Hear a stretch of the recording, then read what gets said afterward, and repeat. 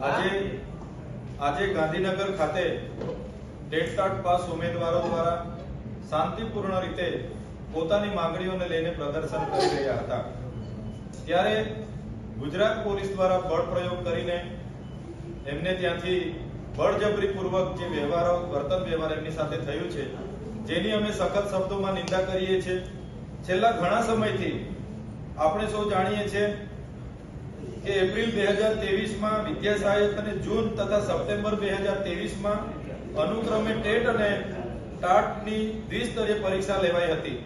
પરીક્ષાના લીધે ઘણો લાંબો સમય વીતી ગયો હોવા છતાં 24,700 શિક્ષકોની ભરતીની ક્રમિક અને ઝડપી જે પ્રક્રિયા પૂર્ણ કરવા માટે સરકારે જે બાહેધરી આપી હતી તે આજે પણ પૂર્ણ નથી થઈ, જેના કારણે ઘણા ઉમેદવારો જે વય મર્યાદાઓમાંથી બહાર નીકળી જાય છે।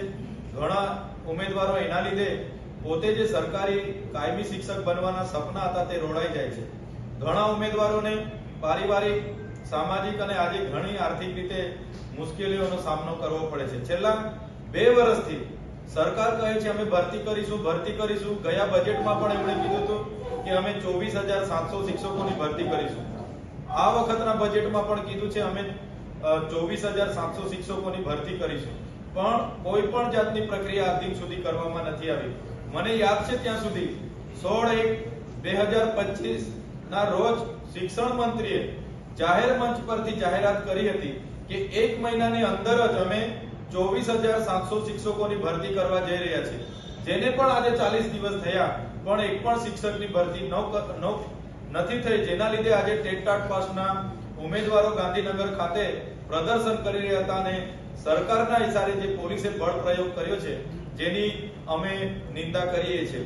જે પ્રકારે આપણે ભણશે ગુજરાત, આગળ વધશે ગુજરાતની વાતો કરીએ છીએ, વિશ્વગુરુ બનવાની વાતો કરીએ છીએ, પણ ગ્રાઉન્ડ પર જે સરકારી શાળાઓ છે આજે દરેક શાળાઓમાં શિક્ષકોની ખૂબ મોટા પ્રમાણમાં ઘટ છે। આદિવાસી વિસ્તારો હોય કે મારો પોતાના જિલ્લો, મારા જિલ્લામાં 93 શાળાઓ એક શિક્ષકથી ચાલે છે, દાહોદમાં 108 શાળાઓ એક શિક્ષકથી ચાલે છે, છોટાઉદેપુરમાં 100 થી વધારે શાળાઓ એક શિક્ષકથી ચાલે છે। અનેક વખત અમે શિક્ષકોની માંગણી કરતા હોય અને શિક્ષણ જેવી ગંભીર બાબતમાં સરકાર ગંભીર ના હોય એટલા માટે અમારે અવારનવાર રજૂઆત કરવી પડે છે। અમારી સરકાર પર એક જ માંગણી અને એક જ રજૂઆત છે, સરકાર ચાલુ ઉનાળા વેકેશન પહેલા 24,700 શિક્ષકોની ભરતીની પ્રક્રિયા તબક્કાવાર પૂરી કરીને તમામ વિસ્તારોમાં કાયમી શિક્ષકો મૂકે, એ જ અમારી માંગ છે।